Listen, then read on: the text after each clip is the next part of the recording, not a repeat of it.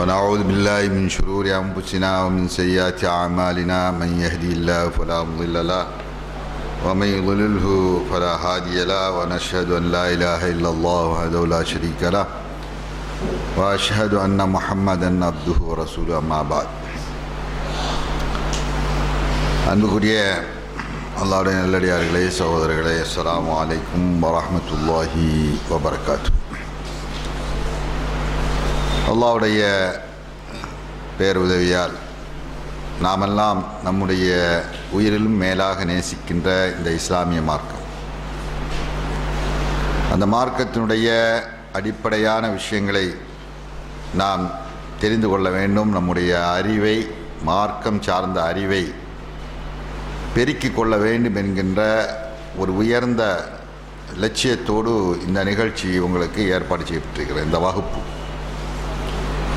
நம்முடைய கல்வியை அடிக்கடி புதுப்பித்து கொள்ள வேண்டும்.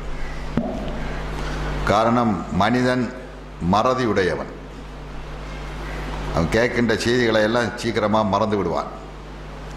அவன் மறக்க மறக்க அவனுக்கு நினைவூட்டிக்கொண்டே இருக்க வேண்டும். இது அல்லாஹ் சுப்ஹானஹு வ தஆலாவுடைய நியதி. மனிதன் மறந்து விடுவான். ஆதி மனிதன் ஆதம் மறந்தார். அதனுடைய வாரிசுகளான நாமும் மறக்கிறோம். மறக்கின்ற இயல்பு நமக்கு இருக்கிறது. அதனால தான் இந்த மறக்கக்கூடிய இந்த மனிதனுக்கு நினைவூட்டுவதற்காகத்தான் அல்லாஹ் தஆலா நபிமார்களை அனுப்பி வைத்தான். ஒவ்வொரு காலகட்டத்திலே நபிமார்களை எல்லாம் அனுப்பி வைத்தான். அந்த அடிப்படையில் நாமும் பல சந்தர்ப்பங்களிலே நாம் மறந்து விடுகிறோம். நம்மையே நாம் மறந்து விடுகிறோம். நம்முடைய மார்க்கத்தை நாம் மறந்து விடுகிறோம். நாம் நம்ப வேண்டிய அல்லாஹ்வை மறந்து விடுகிறோம். இதுதான் இன்றைய மனிதர்களுடைய நிலையாக இருந்து கொண்டிருக்கிறது. அந்த அடிப்படையில் இந்த வகுப்பிலே பல தலைப்புகள் இடம்பெறுகின்றன.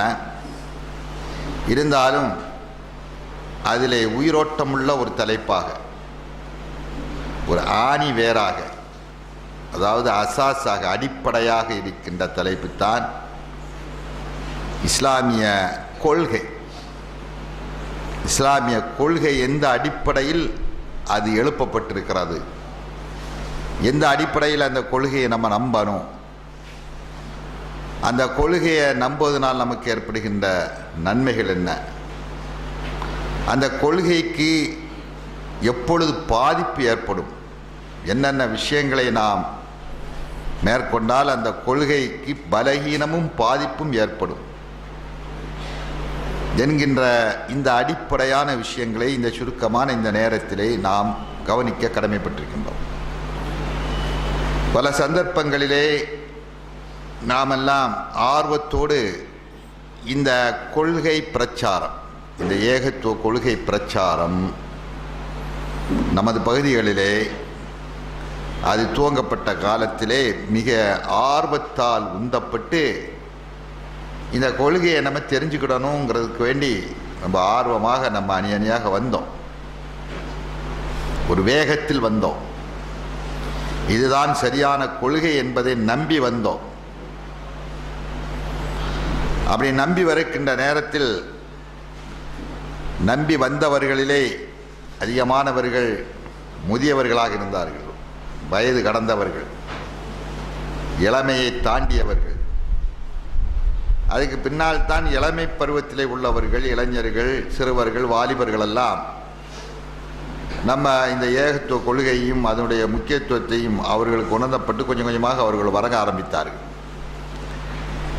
இந்த தமிழகத்தை பொறுத்தவரையிலே அது நீண்டடிய காலமாக இந்த கொள்கை பற்றிய சரியான அறிவு இல்லாமல் தான் இந்த பகுதிகளிலே வாழ்ந்த அதிகமான மக்கள் தங்களுடைய வாழ்க்கையை கழித்திருக்கிறார்கள் என்பது உண்மை. இதை யாராலும் மறுக்க முடியாது. நம்மளே நாம் கேட்டுக்கொண்டாலும் ஒவ்வொருவரும், குறிப்பாக வயது கடந்தவர்கள், இளைஞர்கள் அல்ல, வயது கடந்தவர்கள், ஒரு 40 வயசை தாண்டியவர்கள், 35 வயசை கடந்தவர்கள், அவர்களெல்லாம் கொஞ்சம் நம்மளை அவர்கள் திரும்பி பார்ப்பார்களானால் அவர்கள் சிறுவர்களாக இருக்கின்ற நேரத்தில், அவர்கள் சின்ன வயசில் இருக்கும்போது, பாலர் பருவத்தில் இருக்கும்போது அவர்களுக்கு சரியான முறையில் இந்த அகீதாவை சொல்லிக் கொடுப்பதற்குண்டான வாய்ப்புகள் எங்குமே என்ன செய்யவில்லை, இருக்கவில்லை.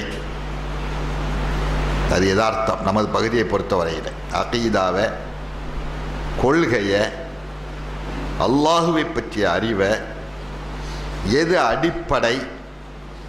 அடிப்படையாக நாம் தெரிய வேண்டிய விஷயங்கள் என்னென்ன, அதை தெரியாமல் இருக்கின்ற பொழுது ஏற்படுகின்ற பாதிப்பு என்ன என்பதெல்லாம் நம்ம சின்ன பிள்ளைகளாக நம்ம இருக்கின்ற பொழுது அதை சொல்லிக் கொடுப்பதற்கு சரியான கல்விக்கூடங்களும் இல்லை, சரியான ஆட்களும் இருக்கவில்லை, சரியான போதனைகளும் இல்லை. அப்படியே நம்ம என்ன செய்தோம், வளர்க்கப்பட்டோம். அதனால் நம்ம கொள்கையை சொல்லி எதெல்லாம் நமக்கு சொல்லிக் கொடுக்கப்பட்டதோ அதையெல்லாம் கண்மூடிட்டு அப்படியே நம்ம நம்பிட்டு போயிட்டு இருந்தோம். அந்த சொல்லிக் கொடுக்கப்பட்ட அந்த விஷயங்களில் நல்லதும் இருந்தது, கெட்டதும் இருந்தது. நல்லதும் இருந்தது, கெட்டதும் இருந்தது. கலப்படமான ஒரு அறிவு நமக்கு வழங்கப்பட்டது இந்த காலத்தில். அதை நம்ம அப்படியே ஏற்றிட்டு வந்தோம். அதனால் சின்ன வயசில் இருந்தே நம்முடைய கொள்கையை தெரிவதற்குண்டான வாய்ப்புகள் இல்லாமலேயே நாம் காலத்தை கழித்து விட்டு வந்தோம். அந்த நிலை நீடிக்கக்கூடாது. நமக்கு அந்த நிலை ஏற்பட்டாலும் நம்முடைய சந்ததிகள் சரியான பேசிக்கில், சரியான அடிப்படையில் அவர்கள் உருவாக்கப்பட வேண்டும். இதுதானா? நம்ம தான் வாழ்க்கை பாழாக்கிட்டோம் கடந்த காலங்களில். அல்லாஹ் தஆலா நேர்வழி காட்டினான், அல்ஹம்துலில்லாஹ். சின்ன வயசில் சின்ன பிள்ளைகளாக நம்ம இருக்கின்ற பொழுது நமக்கு சரியான முறையில் வழிநடத்துவதற்கு எந்த விதமான ஒரு வாய்ப்பு இல்லாமல் இருந்தோம். அன்றைய சூழ்நிலை அப்படித்தான். ஆனால் இன்றைக்கு அல்லாஹ் தஆலா நமக்கு சரியான வழியை காட்டிவிட்டான். அதற்கு நாம் அல்லாஹ்வுக்கு நன்றி செலுத்த வேண்டும். நாம் எவ்வாறு நம்முடைய இளமை பருவம் பாழாகிவிட்டதோ அதை மாதிரி நம்முடைய சந்ததிகளுடைய இளமை பருவம் பாழாகிவிடக்கூடாது. நம்முடைய இளமை பருவம் பாழாக்கப்பட்டது நம்முடைய மூதாதைகள், அதற்கு காரணமாக இருக்கலாம். அதை அல்லாஹ் அறிந்தவனாக இருக்கிறான். அதனால் இல்லையா, அவரை பற்றி நம்ம சர்ச்சை செய்ய வேண்டிய அவசியம் இல்லை. தில்க உம்மத்துன் கது காலத்தில் மா கசபத்து உலக்கும் மா கசபத்தும். அந்த சமுதாயம் சென்று விட்ட சமுதாயம், அவர்களுக்கு அவர்கள் செய்ததுக்குண்டான நன்மை, உங்களுக்கு நீங்கள் செய்ததுக்குண்டான நன்மை அல்லாஹ் தெளிவாக சொல்லிவிட்டார்.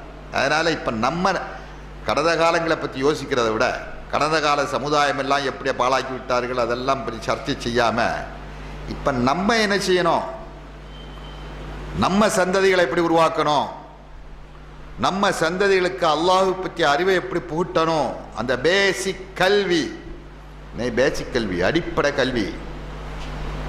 அடிப்படை கல்வி ஒரு முஸ்லீம் தெரிய வேண்டிய அடிப்படை கல்வியை நான் சொல்கிறேன். பொதுவாக மற்ற ஜாதி மதம் அவங்களாம் கிடைக்கக்கூடிய அடிப்படை கல்வி இல்லை. அவங்களுக்கெல்லாம் அடிப்படை கல்வி வேறு, அவங்களுக்கு அடிப்படை கல்வி வேறு, வேறு கல்விகளை சொல்லிக் கொடுப்பாங்க. அப்படிதானே இல்லையா? A for apple, B for book கொஞ்சம்லாம் சொல்லிக் கொடுப்பாங்க. அதுதான் அடிப்படை கல்வி. பிள்ளை 3 வயசு ஆனவொன்னே அதெல்லாம் கல்வி கொடுப்பாங்க. நமக்கு அதெல்லாம் இல்லை. நம்முடைய அடிப்படை கல்வி வேறு. அது இலட்சிய கல்வி, அது கொள்கை சார்ந்த கல்வி.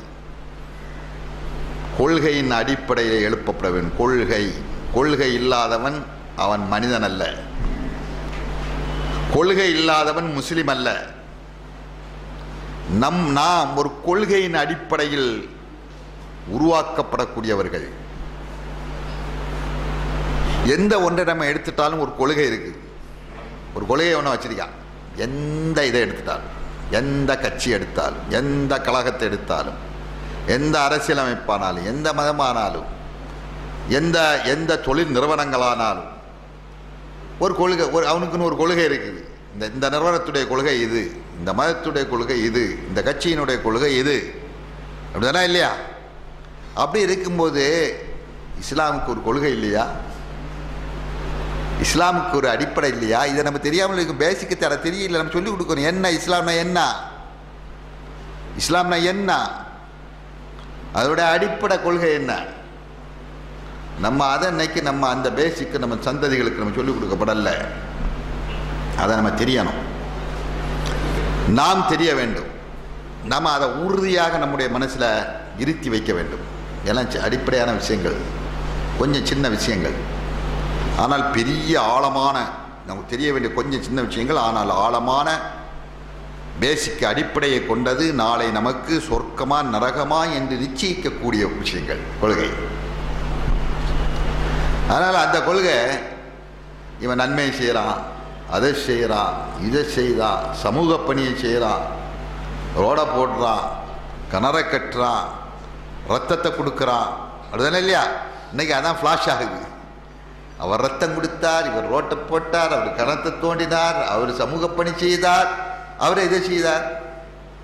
இதெல்லாம் குப்பையில் தூக்கி போடப்பட்டுரும். எப்போ கொள்கை இல்லாமல் இருந்தால் நல்லா விளங்கிடணும். கொள்கை இல்லாவிட்டால் அத்தனை செயல்களும் குப்பை.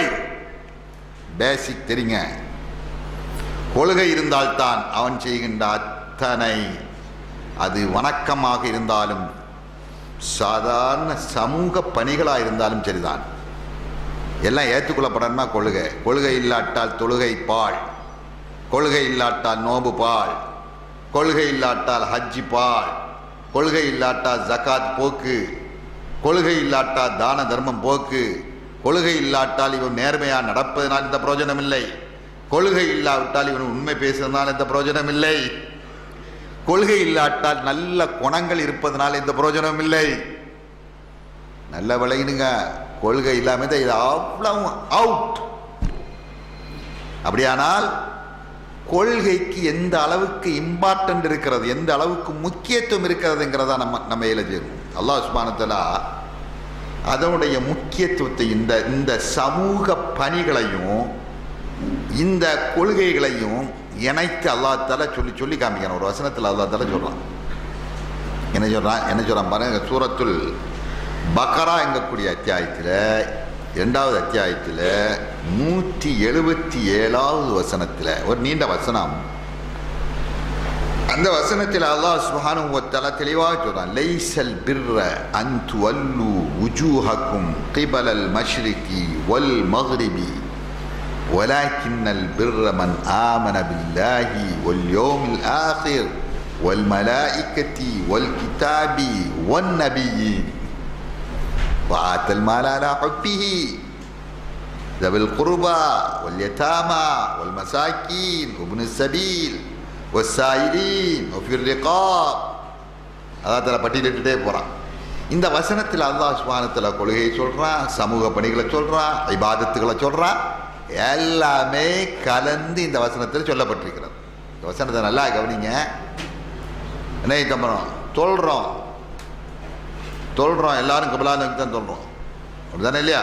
எல்லாரும் கிபிலா நோக்கம். அது நமக்கு மேக்க இருக்கு. சிலர் கிழக்க நோக்கி சொல்கிறாங்க, சிலர் என்ன செய்கிறாங்க, சிலருக்கு கிபிலா எங்கே இருக்குது? கிழக்க இருக்கும். நமக்கெல்லாம் எங்கே இருக்கு? மேக்க இருக்கும். அல்லாஹ் சுப்ஹானஹு வ தஆலா என்ன சொல்கிறான்? நீ கிழக்கிலோ மேற்கிலோ திரும்புவதனால நன்மை கிடைச்சிடாதப்பா, அப்படிதானே இல்லையா? வெறுமனே கிழக்கிலையும் மேற்கிலையும் நீ பேத்து திரும்பி சொல்றதுனால உனக்கு ஒன்றும் நன்மை கிடைக்க போறதில்லை. ஈமான் வேணும், நம்பிக்கை வேணும்.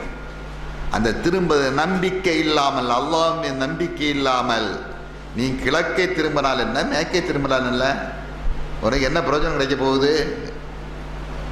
அதனால அடிப்படை நம்பிக்கை, அந்த நம்பிக்கை உள்ளத்தில் ஏற்றி வைத்த பின்புதான் இந்த மாதிரி நீ கிழக்க திரும்பினா நன்மை கிடைக்கும், மேற்க திரும்பினா நன்மை கிடைக்கும், கபிலா நன்மை கிடைக்கும்.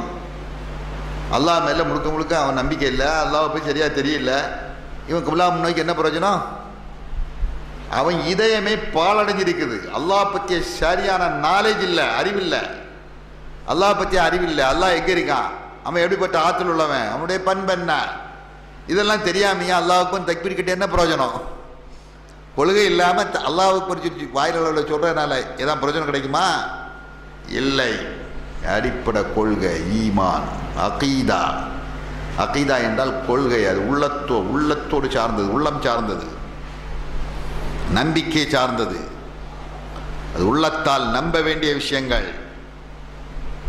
அகீதா என்றால் நம்பிக்கை, நம்பிக்கையோடு உள்ள விஷயங்கள். அந்த நம்பிக்கை தான் நமக்கு அடிப்படை.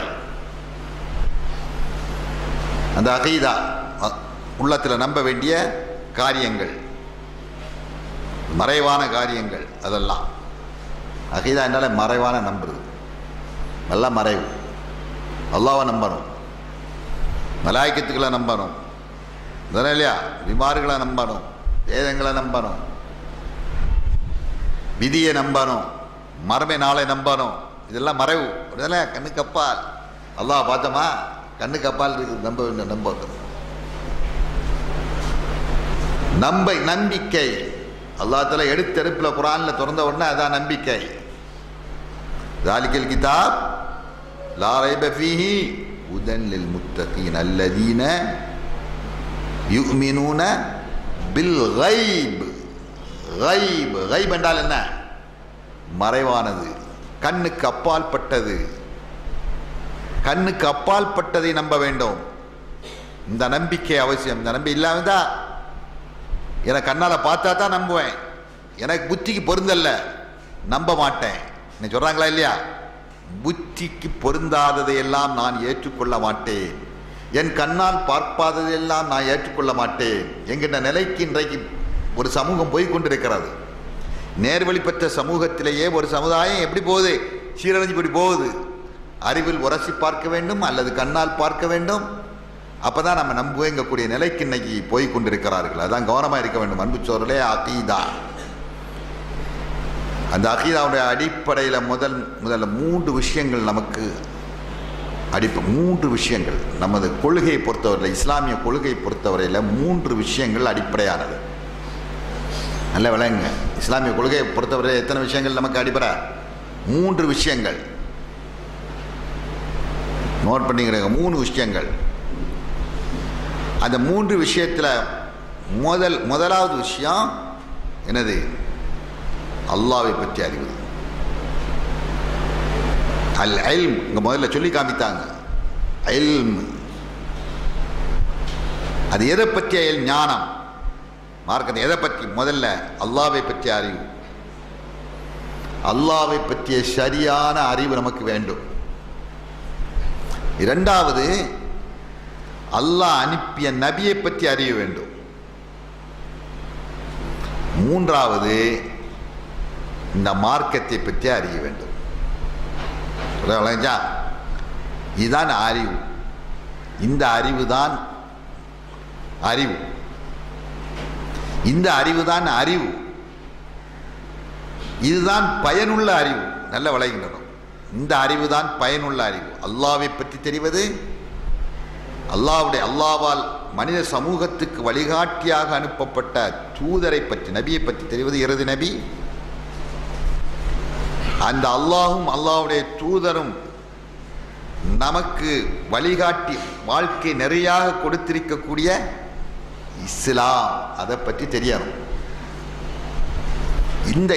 இதுதான் வாழ்க்கையின் லட்சியம். இந்த 3ஐயும் தெரிவதுதான் வாழ்க்கை லட்சியம். நல்ல விளங்குங்க.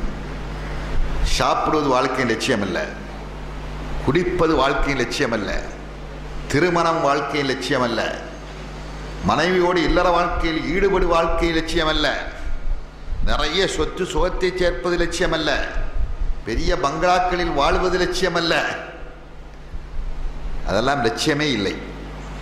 லட்சியம் என்றால் நாம் எதிர்பார்த்து நம்முடைய வாழ்க்கைகளை நாம் இறுதி கட்டமாக அடைய வேண்டியதான் லட்சியம். அப்படிதானே இல்லையா? இறுதியாக அடைய வேண்டியது. இதெல்லாம் துணை சாதனங்கள். சாப்பிடுவது துணை, குடிப்பது துணை சாதனம், திருமணம் துணை, இதெல்லாம் துணையானது. இந்த சாப்பாட்டுக்கு ஊறுகாய் எப்படி துணையாக இருக்கிறது, அப்படிதானே இல்லையா? அதை மாதிரி துணை சாதனங்கள். ஆனால் நம்முடைய லட்சியம் வாழ்க்கையிலே வெற்றி பெற வேண்டும், அதுதானே இல்லையா? அந்த வெற்றிக்கு வழிகாட்டு அடிப்படையாக இருப்பது இந்த 3. அல்லாஹ்வை பற்றி தெரிவதும், அல்லாஹ்வுடைய மார்க்கத்தை பற்றி தெரிவதும், இஸ்லாத்தை பற்றி தெரிவதும், இந்த 3ம் தெரிவதுதான் லட்சியம், அடிப்படை. இந்த அன்பு சோதர்களே, ஏன் நம்ம இதை வலியுறுத்து என்று சொன்னோம் என்றால், நம்ம உலகத்தை விட்டு நம்ம பிரிந்த பின்னால், உலகத்தில் விட்டு நம்ம இறந்து போனோம், உலகத்தை விட்டு போயாச்சு. போன பிறகு நம்மளை எங்கொண்டு வைக்கிறாங்க? கபரில் தானே வைக்கிறாங்க இல்லையா? கபரில் கொண்டு எல்லாரும் கபருக்கு போக போகிறோம். எல்லாரும் கபருக்கு போக போகணும். எல்லாரும் சந்தித்து தான் தீரணும். அங்கே வேறு யாரும் அதில் விதிவிலக்கு இல்லை. எவ்வளோ ரொம்ப உச்சத்தில் வாழ்ந்தவனாக இருந்தாலும் சரி தான், நம்ம அடிமட்டத்தில் தொண்டனாக இருந்தாலும் சரி தான், எல்லாரும் கபருக்கு போய் தான் ஆகணும்.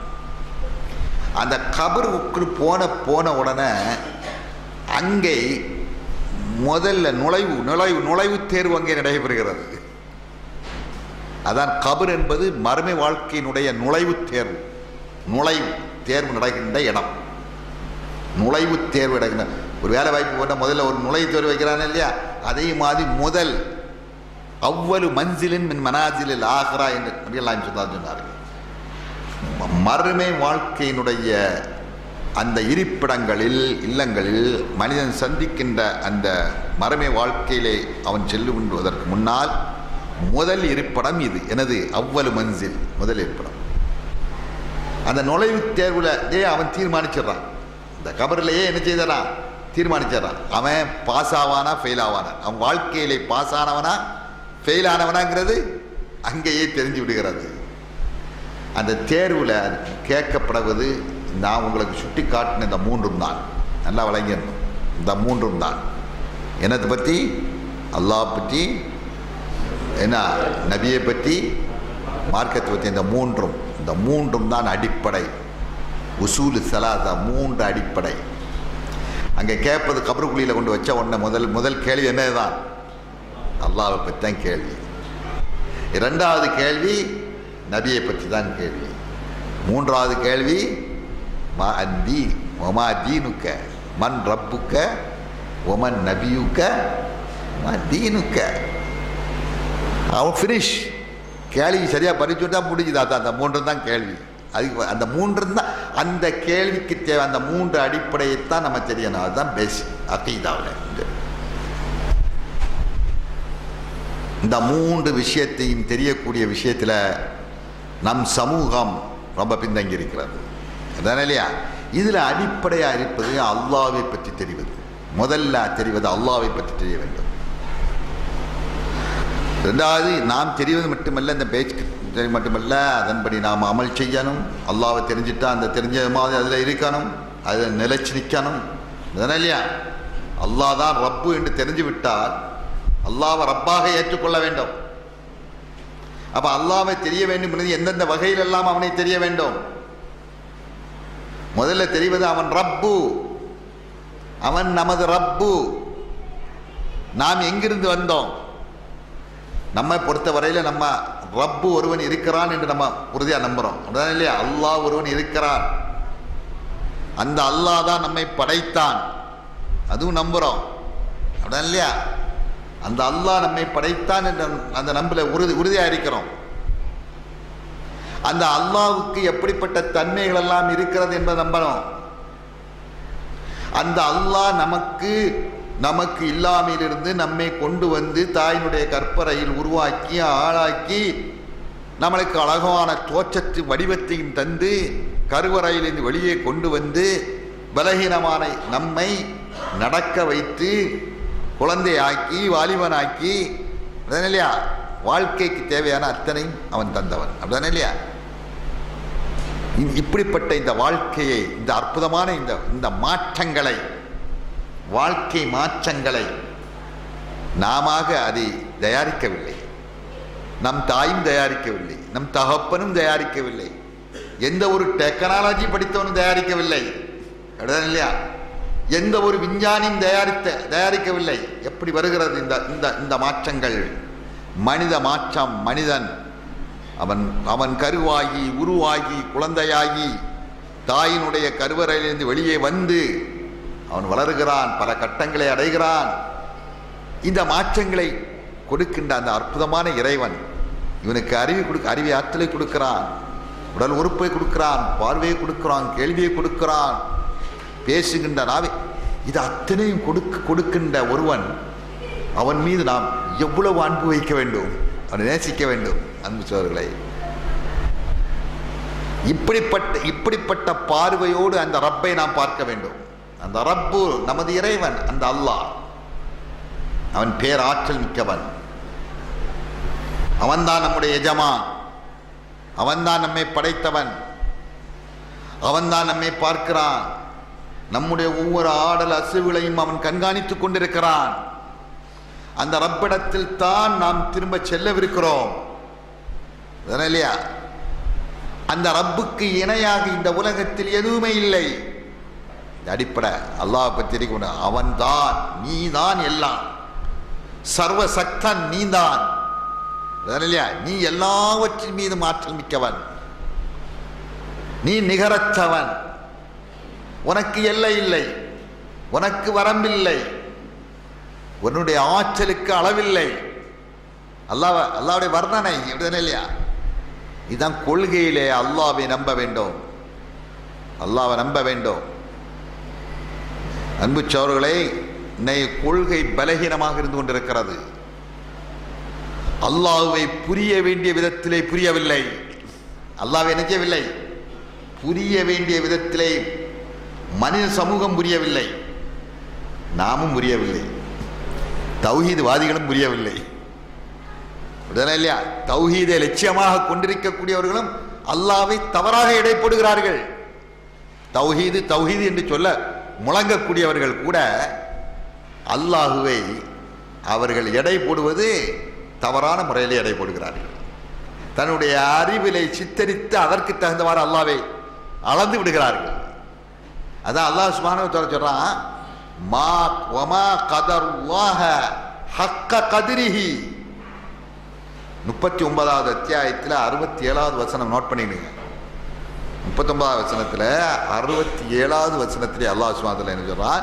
வமா கதருல்லாஹ ஹக்க கதிரிஹி வல் அர்து ஜமீஅன் கப்லத்துஹு யௌமல் கியாமா வஸ்ஸமாவாத்து மத்வியாத்துன் பியமீனிஹி சுப்ஹானஹு வ தஆலா அம்மா யுஷ்ரிகூன். சுப்ஹானல்லாஹ்.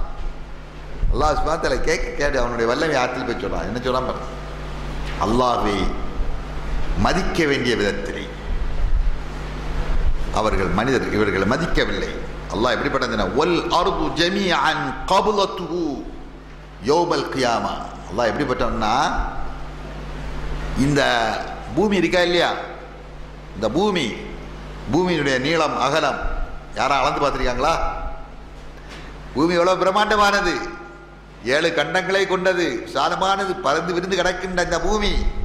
அல்லாஹ் என்ன சொல்றான், நாளை இந்த பூமி அவ்வளவுமே அல்லாஹ்வுடைய கையில், ஏன்னா கை கபல் அவனுடைய கைப்பிடியில் அடங்கியிருப்பான்.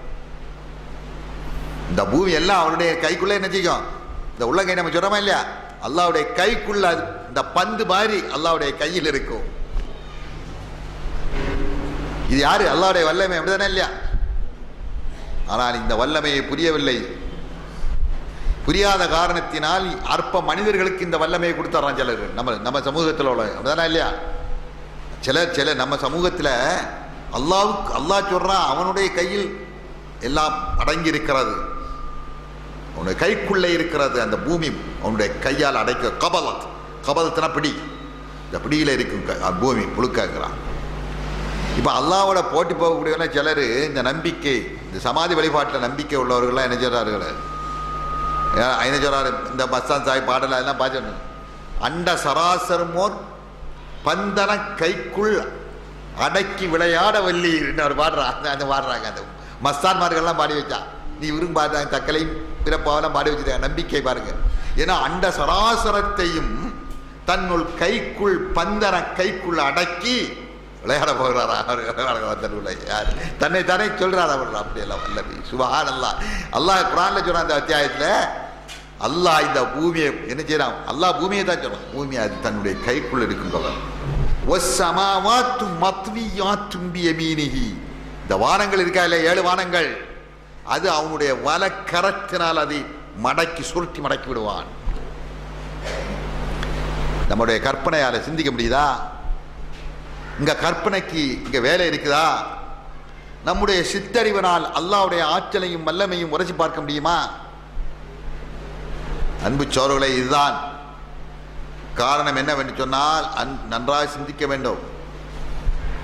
நமக்கு ஒரு காலத்தில் அந்த காலத்திலெல்லாம் நபிகளார் ஸல்லல்லாஹு அலைஹி வஸல்லம் அவங்களுடைய காலம் முதல் இந்த அல்லாஹ்வை பற்றி தெரியாமல் இருந்த அந்த மக்கள், அல்லாஹ்வை எப்படி இல்லாமோ கற்பனை செய்துட்டு இருந்த அந்த மக்கள், அகீதா இல்லாமல் கொள்கை இல்லாமல் இருந்த மக்கள், கொள்கையில பலகீனம், அல்லாஹ்வை பல கற்பனை வடிவங்களிலே வடித்து வைத்திருந்த மக்கள், நாளுக்கு ஒரு வடிவமாக சித்தரித்து, கடவுளை சித்தரித்து, அல்லாஹ்வை சித்தரித்து காபத்துல்லாஹ்ல வச்சு கொஞ்சம் வணங்கலாங்களா இல்லையா? அந்த மக்களுக்கெல்லாம் இந்த அல்லாஹ்வை பற்றியும் அல்லாஹ்வுடைய ஆற்றலை பற்றியும் அவனுடைய வல்லமையை பற்றியும் நினைவூட்டுகின்ற இந்த வசனங்களை எல்லாம் அல்லாஹ்வுடைய தூதர் ஸல்லல்லாஹு அலைஹி வஸல்லம் அவங்க ஓதி சொல்லி காமித்த உடனே அப்படியே என்ன செய்தார்கள்? அதை அப்படி சிரமேல் தாத்தி அப்படி ஏற்றுக்கொள்ளக்கூடிய மனப்பக்குவம் உடையவர்களாக இருந்தார்கள். காலு சமேனா வாத்தானா உஃப்ரானக ரப்பனா இலைக்கல் மஸீர், நாம் செவியிட்டோம் கேட்டோம் அல்லாஹ் எங்களை மனித அப்படியே இருந்தார்கள்.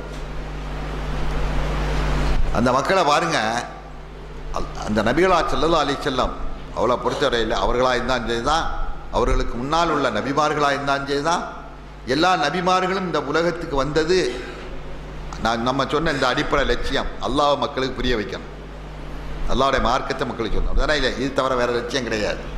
எல்லா நபிமார்களும் அல்லாஹ் தான் புரிய வைக்க வந்தார். அல்லாஹ் எப்படிப்பட்ட ஆற்றல் உள்ளவன், எப்படிப்பட்ட வல்லமை உள்ளவன் என்பதை புரிய வைக்க வந்தார்கள்.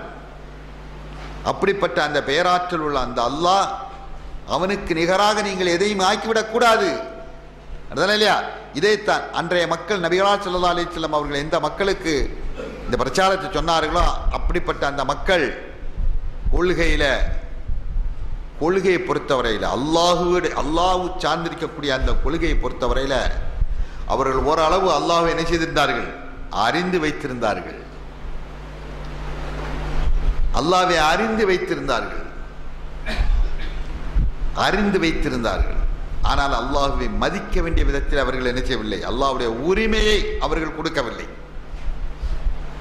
இங்க நம்ம புரிய வேண்டிய அன்புச்சோர்களை, அன்றைய மக்கத்து காபிர்களை பொறுத்தவரையிலே நபி ஸல்லல்லாஹு அலைஹி வஸல்லம் அவர்களுக்கும் அந்த மக்கத்து காபிர்களுக்கும் இடையிலே ஏற்பட்ட போராட்டங்கள், மோதல்கள் இதெல்லாம் எதற்காகத்தான்? அல்லாஹ்வை அறிமுகப்படுத்துவதற்குத்தான். ஆட்சி அதிகாரத்தை கேட்கிறதற்கோ, வேதற்கோ, அரசியல் நடத்துவதற்கோ இல்லை, சமூக பணிகளை செய்வதற்கோ இதெல்லாம் இல்லை.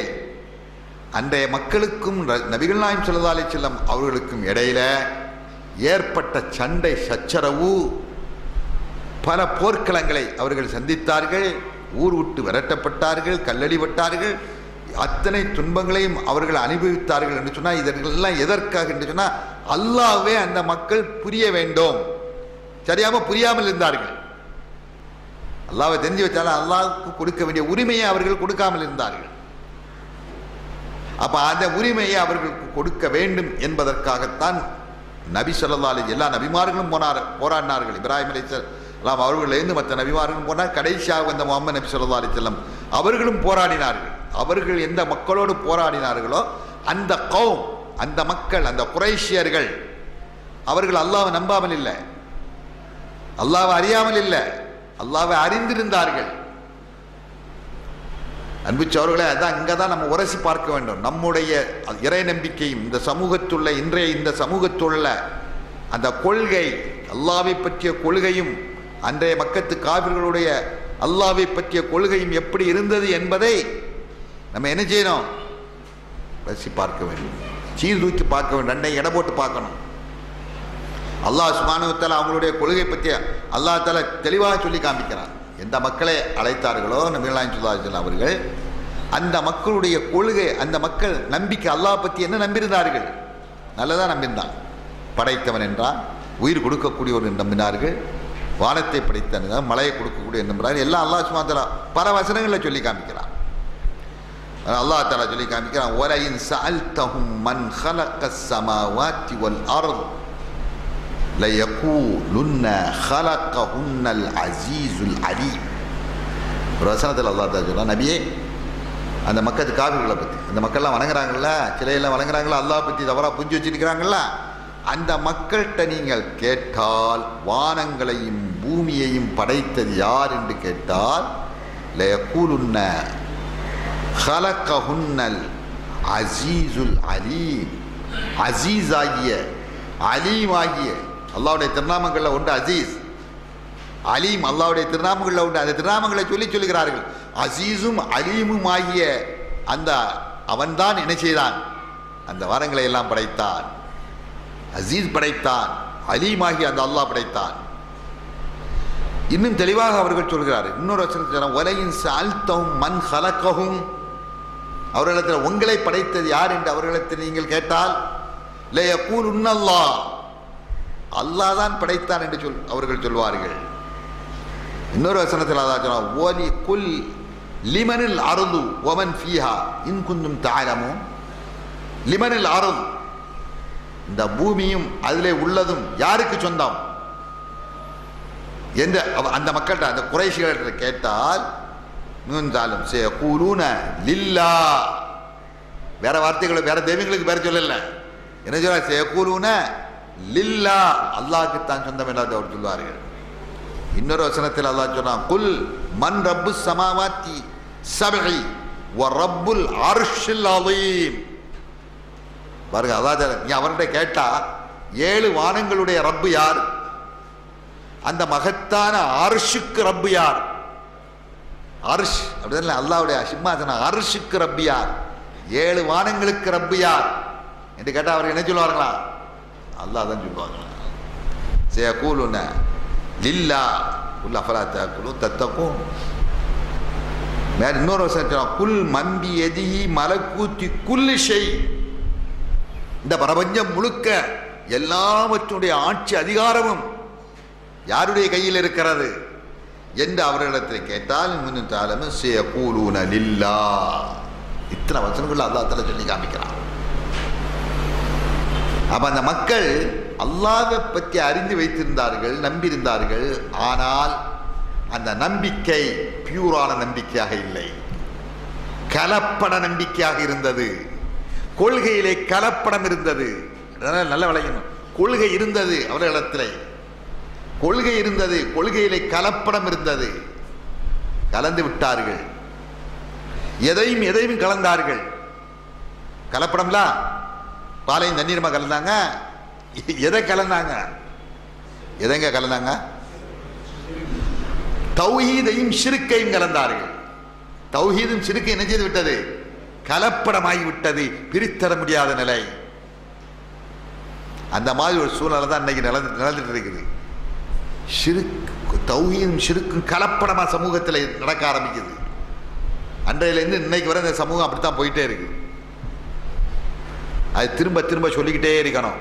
திரும்ப அந்த ஒவ்வொரு காலகட்டத்திலும் இப்படிதான் இன்னைக்கு நம்ம பார்க்குறோம். 30 வருடத்துக்கு முன்னால இருந்த அந்த பியூரிட்டி, அந்த அந்த கொள்கையினுடைய அந்த பியூர் அப்படின்னு இல்லையா, அந்த தூய கொள்கை தன்மை இன்றைக்கு இல்லை. அது வேற இது சாயல்கள் பூந்து அது என்ன செய்து விட்டது? கலப்படமாகிவிட்டது. திரும்ப அதுக்கு உத்வேகம் கொடுக்க வேண்டிய ஒரு நிலை இன்றைக்கு வந்து விட்டது. இனி புதிய ஜெனரேஷன் வரும், அல்லது புதிய பிரச்சாரங்கள் வருவார்கள் பின்னால். ஒரு காலத்தில் எல்லாம் இப்போ உள்ள கலர் கட்டையெல்லாம் செத்து போன பிறகு புதிய ஆள் வருவார்கள். அவருக்கு உயிரோட்ட ஜெனரேஷன், புதுசாக ஜெனரேஷன் வரும், சின்ன பிள்ளைங்க. இன்னைக்கு தௌஹீது மறக்கடிக்கப்பட்டு போதில்ல. இன்னைக்கு தௌஹீது இந்த 30-35 வருஷத்துக்கு காலத்துக்கு இடையில தௌஹீதுடைய உத்வேகம் குறைஞ்சிட்டு தான். கண்ணா நல்லா பாருங்க, தௌஹீதுடைய உத்வேகம் குறைஞ்சி விட்டது. அந்த பியூரிட்டி இல்லை, அந்த அதனுடைய ஒரிஜினாலிட்டி இல்லை. அந்த ஒரிஜினாலிட்டி, தூய தௌஹீதுடைய அந்த பிரச்சாரங்களும் விளக்கங்களும் ஆரம்பத்தில் இருந்த அந்த உயிரோட்டத்தோட இல்லாம இன்னைக்கு மங்கி அது குறைஞ்சு போதா இல்லையா? புதிய பிள்ளைங்க வருவாங்க. இன்னைக்கு இளைஞர்களை பார்க்குறோம், 20 வயசு 25 வயசு 30 வயசு இளைஞர்லாம் வந்துட்டு இருக்காங்களா? இந்த தௌஹீது ஹார் காட்டு கூட்டமாக வாரான். ஆனால் அவங்களுக்கு என்ன தெரியல? தௌஹீதுடைய பியூரை அவங்களுக்கு தெரியல. நம்ம எப்படி ஆரம்பத்தில் தௌஹீதுடைய பியூரா அந்த வெறித்தனமாக அதை நம்ம விளங்க ஆரம்பிச்சோம் இல்லையா, அது தெரியாமலே வாரான் தௌஹீத். ஆனால் தௌஹீதுன்னு சொல்லிக்கிறான். நான் சொல்ற விளங்க அவங்களுக்கு. இப்போ நம்ம சமூகம் கடந்த காலத்தில் எப்படி எல்லாம் முஸ்லீம் சொல்லிக்கிட்டே இருந்தாங்க, அதுதானே இல்லையா? ஆனால் இஸ்லாமத்தை தூய வடிவம் அவங்க தெரியல. அது மாதிரி ஒரு நபிமாருடைய காலத்திலும் ஒவ்வொரு நபிமாரும் அவங்க வந்து அல்லாஹ்வை பற்றி அறிமுகப்படுத்தி இந்த தூய கொள்கையை சொல்லி, யா கௌம் அப்துல்லாஹ் மாலக்கும் மின் இலாஹின் கைரு, ஓ மக்களே ஏன்னா அல்லாஹ்வை மட்டும் வணங்குங்கள், அல்லாஹ்வை தவிர வணங்கக்கூடிய எந்த சக்திக்கும் நீங்கள் சாய்க்காதீர்கள் என்றெல்லாம் பிரச்சாரம் பண்ணி போவாங்க. அவங்க பண்ணி ஒரு உத்வேகமாக ஜெய் ஜெய் ஜெயின் மக்கள் வருவாங்க. தவிர அப்படி கொஞ்ச நாளைக்கு வண்டி ஓடும். அப்படி போனதோட அந்த நபியும் செத்து போவார். அப்படிதானே இல்லையா? இறந்து போவார். அவர் பேர் அந்த ஜெனரேஷன் அப்படி நபியினுடைய போதனைகளை அப்படி என்ன செய்வார்கள்? மறந்துடும். அது மறக்கடிக்கப்பட்டு போகும்.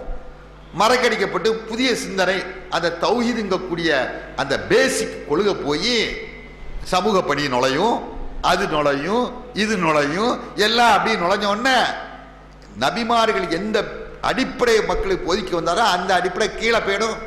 மற்ற இதெல்லாம் மேலே வந்துடும், தலை தூக்கி விடும், அது அடியில் போயிடும். அப்படி போன உடனே பழைய குருடி கதவை திரடி இந்த மாதிரி திரும்பவும் மக்கள் என்ன செய்வாங்க? சில வழிபாட்டுக்கு போக ஆரம்பிக்கிறாங்க. போக ஆரம்பிச்சா அல்லாஹ் பார்ப்பான், ஆஹா சமூகம் வழிகட்டி போய்விட்டது, இப்போ அவங்களுக்கு திரும்பவும் இந்த ஏகத்துவத்தை புதுப்பிக்கணுமே, என்ன செய்? வா நபியே, நீர் போவோம், நீர் போய் மக்களுக்கு அவங்களுக்கு போய் உயிரோட்டுங்க. இப்படி தான் காலம் ஆதம் முதல் கடைசி நபி வரை இப்படி தான் வண்டி ஓடிக்கிட்டே இருந்திருக்குது. வரலாறு பார்த்தா இப்படித்தான். ஒரு நபி வருவார், அவர் பிரச்சாரம் பண்ணுவார், அது அல்லாஹ் போய் சொல்வார், கொஞ்சம் ஒரு சமூகத்தை உருவாக்குவார். அது 4ஆம் வட்டத்தில் அல்லாஹ் அல்லாஹ் அல்லாஹ் சொல்லி வேகமாக அப்படி பூ எழுந்து வரும். அந்த நபி செத்து போனவொடனே அப்படி அந்த கொப்பளை மாதிரி இந்த இந்த பெப்சியை உடச்சா இப்படி கொப்பளை புஷ்ஷுன்னு வருமா இல்லையா? அது வந்தவொடனே கொஞ்சம் போ போ போ போ அப்படியே குழஞ்சி அப்படி அபிக்கிடும். அந்த மாதிரி நபி போனதோட அப்படியே ஆஃப் ஆகிடும். ஆஃப் ஆன உடனே திரும்ப அடுத்த பெப்சி டப்பா திறக்கணும். அதான் அடுத்த நபி வருவார். வந்த உடனே அப்படியே மக்களுக்கு போதிப்பார். இல்லைப்பா எப்பா அந்த நபி பற்றி சொல்லிட்டு போனாரு, நீங்க அதை மறந்துட்டீங்க, அது இதுதான் விஷயம், நீங்க ஏகத்துவத்தை மறந்துட்டீங்க அல்லாஹ் அப்படின்னு. அப்படித்தான் நம்மள ஆரம்பிச்சோம். எல்லாம் செத்து போய் கிடந்தது சமூகம் அல்லாஹ் பத்தி அறியாம செத்து போய் கிடந்தது. அந்த சமூகத்துக்கு உயிரோட்டுக்கப்பட்டது. அல்லாஹ் அல்லாஹ் அல்லாஹ் யாக்கோம் யாக்கோம் அப்துல்லாஹ் முஹம்மது, அல்லாஹ் மட்டும் வணங்க, அல்லாஹ் மட்டும் வணங்க சொல்லமா இல்லையா? ஒரே லட்சியத்துல அப்படி போயிட்டே இருந்தத வேகமா அப்படி போயிட்டு இருக்கும் போது மக்கள் உத்வேகத்தோடு அப்படி எழுப்பினாங்க. ஜம்முன்னு அப்படி எழுப்பி வந்தாங்க, வெறித்தனமா எழுப்பி வந்தாங்க. நம்ம எப்படி சொல்ல, இந்த பெப்சி டப்பா ஒத்துக்கிட்டு வந்து இல்லை, அப்படி வேகமா அப்படி வந்தாங்க, கும்பலியா. அது போனதோட அது கொஞ்சம் நாள் போ போ போ போ போ போ அப்படியே மங்கிட்டு இப்ப என்ன ஆகிவிட்டது? இப்ப செத்து போச்சு தௌஹீத். தௌஹீத் பிரச்சாரம், தௌஹீத் ஜாவல்ல, தௌஹீத் பிரச்சாரம் வேறு கலப்படங்கள் அதிலே நுழைய ஆரம்பித்து அது வீக்னஸ் ஆயிட்டு என்ன ஆயிடுது? பலகீனப்பட்டு போய்விட்டது. இந்த நிலையில அதற்கு உயிரூட்டணும். அதனால இல்லையா? அதுக்கு உயிரூட்டதான் புதிய புதிய புதிய அழைப்பாளர்கள் வர வேண்டும். பழைய அழைப்பாளர்கள்லாம் போய் இப்ப என்னது? பழைய அழைப்பாளர் கருகருன்னு உள்ள தாடியெல்லாம் எரியக்கூடிய நேரத்தில் சொன்ன எல்லாம் போய் இப்ப என்ன செய்யுது? இப்ப வெளுத்து கபரை நோக்கிட்டு போய்கிட்டே இருக்குது. இப்ப புதிய கற்பை கொண்டவர்கள் இளைஞர்கள் இப்ப வேணும். இப்ப அவங்களுக்கு உயிரோட்டணும். இளமை தானே நம்ம வெறித்தனத்தில் உயிரோட்ட முடியும், அப்படியே இல்லையா? வயசாயிட்டு அதை துடிப்பு இருக்காதல்ல, அதனால அந்த இளமையோட உயிரோட்டது. அந்த மாதிரி நபிமார்களோட அந்த இதை அன்னைக்கு நபிகளார் ஸல்லல்லாஹு அலைஹி வஸல்லம் காலத்திலும் அந்த மக்கள் அந்த கலப்படத்தை அந்த மக்கள் காபிர்கள் நினைச்சாங்க கலப்பட கொள்கையில் இருந்தார்கள். தௌஹீதும் இருந்தது, ஷிர்க்கும் இருந்தது, ரெண்டும் கலப்படம். நம்மளுக்கு கலப்படமா தான் இருந்தது. அந்த கலப்படத்தை இந்த மக்களுக்கு நம்ம இனம் காட்டினோம், அப்படிதானே இல்லையா? கபருன்ற பேரிலும் சமாதின்ற பேரிலும் இன்னைக்கு அவர் சொல்ற இந்த சமாதியெல்லாம் அவுலியாக்களை எல்லாம் எந்த அளவுக்கு மதித்தார்கள் நம்ம சொன்னோமா இல்லையா? இந்த அண்ட சராசரமே அவருடைய கைக்குள்ள அடக்கித்தான் இருந்தது என்று ஜொராலிலே இதான் நம்பிக்கை. இந்த இப்படிதான் சமூக நம்பிக்கொண்டு இருந்தது. அப்ப அன்னைக்கு மக்கத்து காபிர்களும் இப்படிதான் கலப்படம். மக்கத்து காபிர்கள் தௌஹீதா இருந்தாங்க. அபூ ஜஹல் ஒரு தௌஹீத்வாதி, அபூ சுஃபியான் ஒரு தௌஹீத்வாதி, அப்படிதானே இல்லையா? அந்த இஸ்லாத்துக்கு வர்றதுக்கு முன்னால எல்லாம் அபூ லஹப் எல்லாம் தௌஹீத்னா என்ன? டூப்ளிகேட் தௌஹீத். அவருடைய தௌஹீத் என்ன இல்லை? ஒரிஜினல் தௌஹீத் இல்லை, டூப்ளிகேட் தௌஹீத், போலி தௌஹீத். அந்த தௌஹீத் எடுபடாது, அந்த கொள்கை எடுபடாது, அல்லாஹ்விடத்தில் எடுபடாது. அதைத்தான் வழக்க வந்தாங்க. எப்பா நீ அல்லாஹ்வை நம்பியிருக்கிற, உன்னை படைத்தவன் யாருன்னா அல்லாஹ்ங்கிற, யாருக்கு இந்த ஆட்சி அதிகாரம் யாருக்கு சொந்தம்னா அல்லாஹ்ங்கிற, உன்னை படைச்சது அல்லாஹ்ங்கிற, எல்லாம் அல்லாஹ் சரிதான். ஆனால் மா கதருல்லாஹ் ஹக்க கத்ரி, அல்லாஹ் நீ மதிக்க வேண்டிய விதத்தில் என்ன செய்யல. நீ அல்லாஹ் மதிக்கக்கூடியவனா இருந்தா நீ அல்லாஹ் மட்டுமே வணங்கியிருக்கணும். நீ அல்லாஹ் மதிக்கக்கூடியதா இருந்தா அந்த அல்லாஹ்வுக்கு மட்டுமே நீ சிரம் பண்ணிய வேண்டும், வேற எந்த சக்திக்கும் சிரம் பண்ணிய கூடாது. அந்த நிலை உன்கிட்ட இல்லை. நீ அதுக்கும் கல்லுக்கும் சிறப்பு, நீ மண்ணுக்கும் சிறப்பு, அல்லாஹ்வும் கேட்கிற, மத்தையும் கேட்கிற, நீ கலந்துடுற. நீ கடல்ல போனா, கடல்ல போகக்கூடிய நேரத்தில் உனக்கு ஆபத்து ஏற்பட்டா, கஷ்டம் ஏற்பட்டா, நீ யாரை கூப்பிடுற? அல்லாஹ் கூற, இதா ரகிபு ஃபில் ஃபுல்கி தஅவுல்லாஹ் முஹ்லிஸீன லஹுத்தீன். அவர்கள் கப்பலில் பிரயாணம் செய்து கடலில் கொந்தளிக்கக்கூடிய நேரத்தில், அந்த நேரத்தில் வந்து விட்டால் அவர்கள் நினைச்சார்கள் அல்லாஹ் அல்லாஹ் நினைக்கிறான். கரையில வந்து விட்டா அல்லாஹ்க்கு இணை கற்பித்து விட்டார். அப்ப கலப்படம், தௌஹீதும் ஷிர்க்கும் கலந்து விடுகிறது. இல்லை, அந்த கலப்படம் கூடாது. இதுதான் நம்ம புரியணும். நம்ம கலப்படம் இடையில பூத ஆரம்பிக்குது. நம்ம ஆரம்பத்தில் சொல்ல அந்த தௌஹீது இன்னைக்கு அது 4ஆம் வட்டத்தை அது கலப்படமா மாறிட்டு இருக்குது. ஷிர்க் நுழைய ஆரம்பிக்குது. அதுதான் நம்ம உஷாரா இருக்கணும். கொள்கை என்னைக்கும் கொள்கை கொள்கை கொள்கை, அதான் அசாஸ். அசாஸ் அது இல்லாத பூச்சி எல்லாம் தவிடுபடி ஆயிடும். அந்த பேசிக் சரியா இல்லாட்டா எல்லாம் தவிடுபடி. இதை நம்ம உணரணும். அன்பு சோர்களே, இந்த கொள்கையினுடைய உறுதி தெரிய வேண்டுமானால் இந்த கொள்கை அல்லாஹ்வை பற்றிய வல்லமை, அவனுடைய ஆற்றல், அவன் எப்படிப்பட்டவன், அவன் மீது எப்படி நம்பிக்கை வைக்க வேண்டும், நம்ம நம்பிக்கையில எப்படி பிடிப்போடு இருக்க வேண்டும், தளர்ந்துடக்கூடாது, தளர்ச்சி ஏற்பட்டக்கூடாது. என்ன ஆசைகள் காட்டினாலும் அந்த ஆசையில நம்ம மயங்கிடக்கூடாது. கொள்கையை தளர்ச்சி ஏற்படுத்துவதற்கு. அன்பு சோர்களே, இன்றைக்கு சதி நடந்து கொண்டிருக்கிறது. நம்ம நேற்று இந்த கருத்தரங்களை சுட்டி காட்டினார்கள் நம்ம முபாரக் மதனி அவர்கள். யகூதிகளுடைய சூழ்ச்சிகள் இன்றைக்கு பல மாதிரி சூழ்ச்சி. அதில் அவர்களுடைய சூழ்ச்சிகளில் கலாச்சார சீரழிவை இந்த சமூகத்தில் பூத்த வேண்டும் என்பதற்கான சூழ்ச்சி இன்றைக்கு சர்வசாதாரணம் நடந்து கொண்டிருக்கிறது. ஆனால் நபிகளார் ஸல்லல்லாஹு அலைஹி வஸல்லம் அவர்கள் இருக்கின்ற காலத்திலேயே இந்த கொள்கையில் குழப்பத்தை ஏற்படுத்துவதற்கு அன்றையே சூழ்ச்சி செய்து விட்டார்கள் யகூதிகள். ரசூலுல்லாஹ் உயிரோடு இருக்கும் போதே சூழ்ச்சி செய்தார்கள். அவர்கள் இறந்த பின்னால் சூழ்ச்சி செய்தார்கள். அதுக்கு இந்த சமூகத்தில் கொள்கையில, இறை கோட்பாட்டில், அல்லாஹ்வை பற்றிய நம்பிக்கையில குழப்பங்களை ஏற்படுத்தினார்கள் கிரேக்கர்கள். அதற்கு பின்னால் அல்லாஹ்வே தன்னுடைய புத்தியில உரசி பார்க்கக்கூடிய ஒரு நிலையை, சிந்தனையை பூத்தியவர்கள் யார்? கிரேக்கர்கள். கிரேக்க தத்துவம், அல் ஃபல்சஃபத்துல் யூனானியா என்று சொல்வார்கள். கிரேக்க தத்துவங்கள். இந்த கிரேக் எங்க இருக்குது? ஐரோப்பிய கண்ட்ரியில் இருக்குது, மேலை நாடு. இந்த மேலை நாட்டுக்காரர்கள்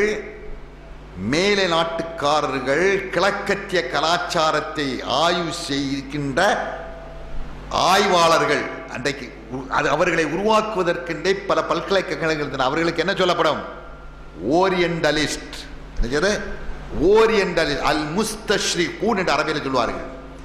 கிழக்கத்திய நாகரிகங்களை, கலாச்சாரங்களை நல்ல அறிந்து படித்து, அந்த மதங்களை படித்து, அவர்கள் இடையிலே மேற்கத்திய கலாச்சாரத்தை என்ன செய்வது? நுழைத்து அவர்களை சீரழிப்பது. அதில் முதலாவதாக அவர்கள் செய்தது கொள்கை குழப்பத்தை ஏற்படுத்துவது. கிரேக்க தத்துவம் என்ன இருந்தாலும் சரிதான், உரசிப்பார். அல்லாஹ்வை பற்றி சொல்றார்கள், நீ உன்னுடைய அறிவில் உரசிப்பார், கண்மூடித்தனமா அல்லாஹ்வை ஏற்றுக்கிடாத. அல்லாஹ் சொல்ற அப்படிதானே இல்லையா? உனக்கு அறிவுக்கு பராத்தை நீ எப்படி ஏற்றுக்கொள்ளலாம்? இறை நிராகரிப்பு இப்படித்தான் பூந்தது. மூமின்கள் மத்தியில அது எடுபடவில்லை. அப்படிதான் சீக்கிரம் எடுபடாது. அல்லாஹ் இல்லைன்னு சொன்னா சீக்கிரம் எல்லா மூமின்கள் தான் எடுபடாது. அப்படி இருக்கின்ற பொழுதுதான் அல்லாஹ்வுடைய பண்புகளிலே என்ன செய்தான்? கை வைக்க ஆரம்பித்தார்கள். அல்லாஹ்வுடைய பண்புகள், அவனுடைய ஆற்றல், அவனுடைய அஸ்மாக்கள், அவனுடைய சிபாத்துகள்ல இல்லையா? அல்லாஹ்வுக்கு கண் இருக்கிறது, அல்லாஹ்வுக்கு முகம் இருக்கிறது, அல்லாஹ்வுக்கு கை இருக்கிறது, அல்லாஹ்வுக்கு கால் இருக்கிறது. இருக்கா இல்லையா? இருக்கிறது. எப்படி அவன் குழப்பத்தை உண்டாக்க ஆரம்பித்தான். இந்த சிந்தனை, இதை இறை நம்பிக்கையாளர், தூய கொள்கை உடையவர்கள், இந்த ஈமான்தாரிகள், ஏகத்துவ கொள்கை உடையவர், சலபு சாலியங்கள், அந்த சத்திய சஹாபாக்கள் இங்குதான் பிரித்தறியப்படுகிறார்கள். கொள்கையிலே ஏற்பட்ட அந்த விளக்கம் தான் சலஃப் என்கின்ற இது. கொள்கையிலே குழப்பம் வந்தவுடன் கிரேக்கத்திய நாகரீகம், கலாச்சாரம், கிழக்கத்தியர்கள், அது ஐரோப்பியர்கள், இந்த குறிப்பாக இந்த யூனானியர்கள், கிரேக்கர்கள் கொடுத்த அல்லாஹ்வுக்கு கொடுத்த டெஃபினேஷன், விளக்கங்கள், இதெல்லாம் சமூகத்தில் ஊடுருவ ஆரம்பித்தது. இஸ்லாமிய சமூகத்தில் முஸ்லிம்களை அதை தூக்கி பிடித்துக் கொண்டு வந்தார்கள். சரிதானே அவன் சொல்வது? அப்படி பூந்தவர்கள் தான் முஅத்தஸிலாக்கள், ஜஹமிய்யாக்கள். அதெல்லாம் உங்களுக்கு இப்ப சொன்னா அது தனி டாபிக்கா பேசணும், வழங்காது. இந்த முஅத்தஸிலாக்கள் எங்க கூடியவர்கள் எல்லாம் நுழைந்தார்கள். நுழைந்து அந்த கிரேக்க சித்தாந்தத்தை, தத்துவத்தை மக்கள் மத்தியிலே புகுத்தி சிந்திக்க சொன்னார்கள். சிந்தித்து பாருப்பா, அல்லாஹ்வுக்கு முகம் இருக்குன்னா எப்படி முகம் இருக்க முடியும்? அது உருவம் வந்து விடுகிறது. அப்படியானால் முகம் என்று சொல்லக்கூடாது. அல்லாஹ்வுக்கு முகம் என்று சொன்னால் அவனுக்கு உருவம் வந்து விடாது. இஸ்லாம் உருவ வழிபாட்டை எதிர்க்கிறது. குர்ஆனிலே அவனுக்கு முகம் இருக்கிறது என்று சொல்லுகிறது. அப்படிதானே இல்லையா? அல்லாஹ் தஆலா குல்லு மன் அலைஹா ஃபான் வ யப்கா வஜ்ஹு ரப்பிக இல்ல, எல்லாமே அழிந்து போகும், உம்முடைய ரப்பினுடைய திருமுகம் மட்டும் எஞ்சிருக்கும் என்று சொல்லுகிறானே. அப்படியானால் முகம் என்றால் அதற்கு முகம் என்று அர்த்தம் சொல்லக்கூடாது, வேறு மாதிரி வியாக்கியானம் சொல்ல வேண்டும். எங்க குழப்பத்தை எப்படி அறிகிறா பத்தியலா? அல்லாஹ்வுக்கு கை இருக்கிறது. கை என்றால் அவனுக்கு உருவம் வந்துவிடும், மனிதனை மாதிரி கற்பனை வந்துவிடும், அல்லது ஏதாவது உயிர்ஜீவி மாதிரி கற்பனை வந்துவிடும். அதனால அவனுக்கு கை இருக்கிறது சொல்லக்கூடாது, கைக்கு வேற அர்த்தம் கொடுக்க வேண்டும். சொல்ல வளைஞ்சா? இதுவெல்லாம் கிரேக்கர்கள் ஏற்படுத்திய குழப்பங்கள். ஆனால் உண்மையான அந்த கொள்கைவாதிகளான சத்திய நபித்தோழர்கள் என்கின்ற அந்த சத்திய சலபு சாலீன்கள் சாபாக்கள் இருக்கிறார்களே, அவங்க என்ன சொன்னாங்க? இது ஓ வேலை இல்லை, அது எப்படி, அது என்ன அர்த்தம், அதெல்லாம் உனக்கு இல்லை. அல்லாஹ் என்ன சொல்லியிருக்கிறான் அந்த ரப்பை நம்பியிருக்கியா? ரப்பை நம்பியிருக்க, அல்லாஹ் நம்பிட்டு இல்ல. அந்த நம்பிக்கையில நீ சரியான நம்பிக்கை, அந்த குழப்பம் இல்லாத அந்த நம்பிக்கையா இருந்தா அல்லாஹ்வை நீ சரியான முறையில் அவனை நம்ப வேண்டிய விதத்திலே நம்பினார், அவனை மதிக்க வேண்டிய விதத்திலே நீ மதிக்கக்கூடியவராக இருந்தால் அல்லாஹ் சொல்லிவிட்டால் ஆமன்னாம. அவனுக்கு முகம் இருக்கிறது. எப்படி? பார்க்கவில்லை. பார்க்காத ஒன்றுக்கு சித்தரிக்க முடியுமா? அதை பார்க்காத ஒன்றை அது இப்படித்தான் என்று சொல்ல முடியுமா? அப்ப எப்படி நீ சொல்ற? நாம் பார்க்கவில்லை. அவனுக்கு எப்படி இருக்குமோ அவனுடைய தகுதிக்கு ஏற்றவாது அது இருக்கும். அப்படித்தான் நம்பிட்டு போ. அப்படி நம்பல உனக்கு என்ன இடையூறு ஏற்படுது? விளங்கா? அல்லாஹ்வுக்கு கை இருக்கிறது, ஆனால் கை நம்ம பார்க்கவில்லை. நாம் பார்க்காததுனால இல்லை என்று நிராகரிக்க முடியுமா? நீ அல்லாஹ்வை பார்க்கவில்லையே, எப்படி நம்புகிறாய்? டோட்டலாவே அல்லாஹ்வை நீ பார்க்கவில்லையப்பா, அப்ப நம்ப கூடாது அல்லவா? எப்படி நம்புகிறாய்? பார்க்காத ஒன்றை எப்படி நம்புகிறாய்? அவன் இருக்கிறான், ஆனால் நம்முடைய கண்ணுக்கு தெரியாது. அவனுக்கு முகம் இருக்கிறது, ஆனால் நான் பார்க்கவில்லை. இருக்கிறது. அவனுக்கு கை இருக்கிறது, ஆனால் அது எப்படி எனக்கு தெரியாது, என்னுடைய சித்தறிவு. அதனால இல்லை என்று நான் சொல்ல மாட்டேன். இருக்கிறது, ஆனால் ஒரு நாளைக்கு அதை நாம் பார்க்க போகிறோம். எங்கே? உஜூஹு யௌமைஇதன் நாதிரத்துன் இலா ரப்பிஹா நாதிரா. அந்த நாளையிலே அந்த ரப்பினுடைய திருமுகத்தை, செழிப்பான முகங்கள் எல்லாம் அந்த ரப்பினுடைய முகத்தை பார்த்து ஆனந்தமடை போகின்ற அந்த நாள், அங்கே நம்ம ரப்பு யார் என்பதை பார்க்க. அதுதான் நம்பிக்கை, அதுதான் கொள்கை, அதுதான் அடிப்படை. கொள்கையினுடைய அடிப்படை அதுதான். இந்த பேசிக்கில் நம்ம நம்பணும்.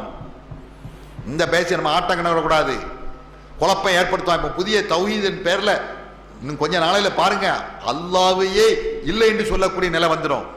கற்பனை பண்ணிட என்ன பார்க்க முடியலையே, இதுக்கெல்லாம் என்ன விளக்கம் சொல்ல போகிறார்கள்? அந்த முஅத்தஸிலாக்கள் என்ன குழப்பத்தை, என்ன சந்தேகங்களை ஏற்படுத்தினார்களோ அதே மாதிரி சந்தேகத்தை தான் இவர்கள் தன்னுடைய புத்தியின் மீது, அவர்கள் புத்தியை நம்பியிருக்கும் போது, புத்தி மீது அவர்கள் ஏற்றுமாதி வைக்கும் போது இந்த நிலை தான் ஏற்படும். நான் புத்தி சொல்றதான் கேட்பேன் என்று சொன்னால் இதற்கெல்லாம் விளக்கி சொல்லி ஆக வேண்டும். அப்ப இந்த நாலாவது எல்லாம் நிராகரிக்கும். அல்லாஹ்வுடைய சிவாத்தை நிராகரிக்க வேண்டிய நிலைமை வந்துடும், அல்லாஹ்வுடைய முகத்தை நிராகரிக்க வந்துடும், கையை நிராகரிக்கணும்.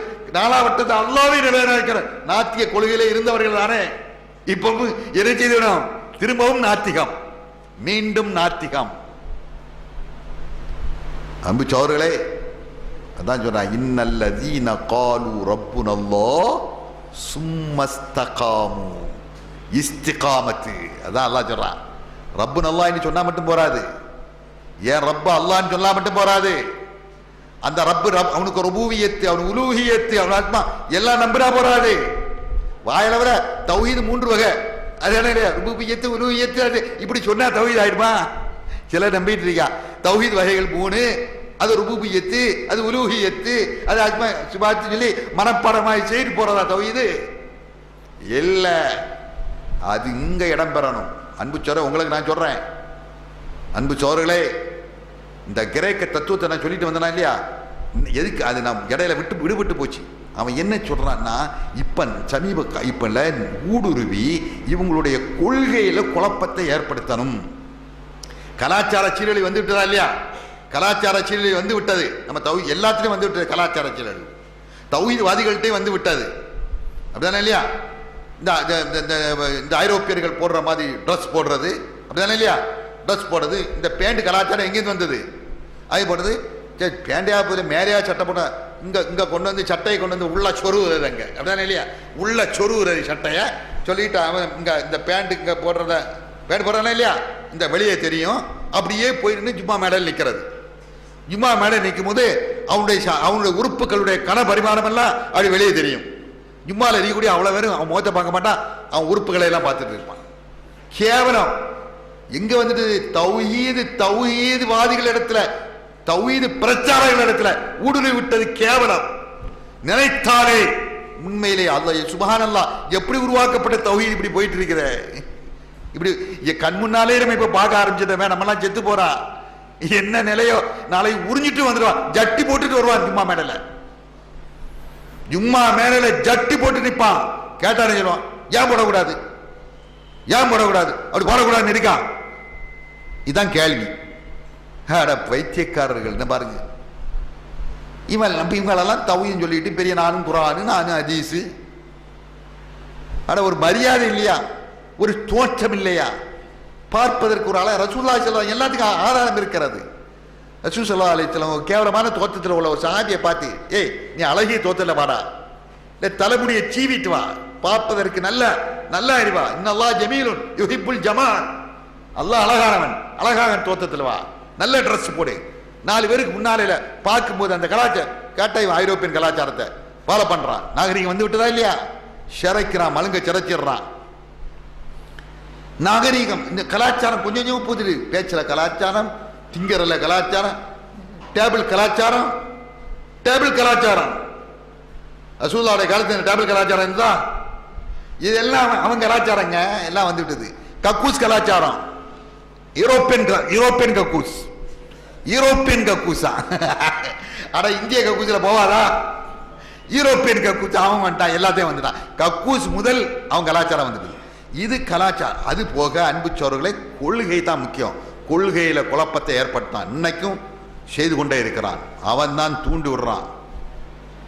குர்ஆன்ல சந்தேகத்தை ஏற்படுத்துறான், ஹதீஸ்ல சந்தேகத்தை ஏற்படுத்துறான், அப்படிதானே இல்லையா? இது புத்திக்கு பொருந்தாது, கொஞ்சம் யோசி. அவன் தூக்கி போடுன்னு சொல்ல மாட்டான்.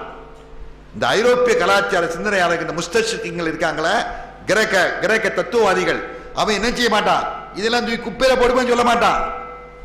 அவன் என்ன சொல்லுவான், நீ சிந்திப்பா, இதுக்கு மோதல் மாதிரி இருக்கிறதுல நீ சிந்திட்டு இங்க விட்டுருவான். தூக்கி போடுன்னு சொல்ற இவங்க வாயினாலே தூக்கி போடுன்னு சொல்ல வைப்பான்.